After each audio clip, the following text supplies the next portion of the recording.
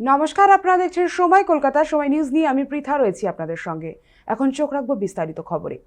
বসিরহাটের সাত সকালে সিবিআই। বৃহস্পতিবার সকালে বসিরহাটের সাইপালা এলাকায় এক ব্যবসায়ীর বাড়িতে হানা দেয় সিবিআই। জানা গিয়েছে, ব্যবসায়ী অভিজিৎ ঘোষের বাড়িতেই চলছে তল্লাশি অভিযান। এই মুহূর্তে আমাদের সাথে ফোন লাইনে রয়েছেন আমাদের প্রতিনিধি হাসানুজ্জামান। হাসানুজ্জামান, ঠিক কি জানতে পারছো, কি কারণে এই হানা চলছে?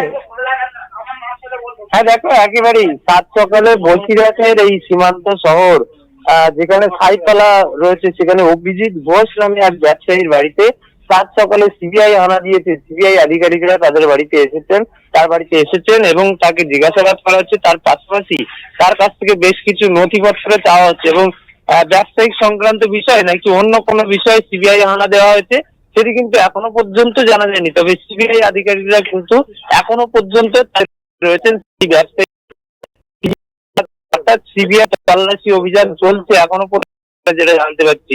তবে কি কারণে ব্যবসায়ী অভিজিৎ ঘোষের বাড়িতে এই সিবিআই আধিকারিকরা হানা দিলেন সেটা কিন্তু এখনো পর্যন্ত পরিষ্কার নয়।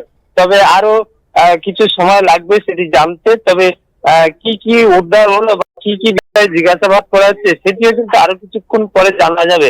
সব মিলিয়ে সাত সকালে বসিরহাটের সাঁইতলা এলাকায় ব্যবসায়ী অভিজিৎ ঘোষের বাড়িতে সিবিআই হানা একেবারে কিন্তু রীতিমতো হতবাক এলাকার বাসিন্দারা। আর এই সীমান্ত শহর বসিরহাটের এই সাঁইতলা এলাকায় অভিজিৎ ঘোষের বাড়িতে সিবিআই হানা একেবারে কিন্তু কেন্দ্রীয় বাহিনী নিয়ে সিবিআই আধিকারিকরা সাত সকালে অভিজিৎ ঘোষের বাড়িতে কিন্তু হানা দিয়েছে, এমনটাই কিন্তু জানা যাচ্ছে।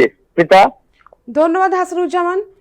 আমরা যেমনটা জানছি যে এই ব্যক্তির আদি বাড়ি কিন্তু ছিল বসিরহাটের সীমান্তবর্তী এলাকায়। প্রায় 14 বছর আগে বসিরহাট সাইপালা এলাকায় আসেন। সেই সাইপালার বাড়িতে হানা দিয়েছে সিবিআই।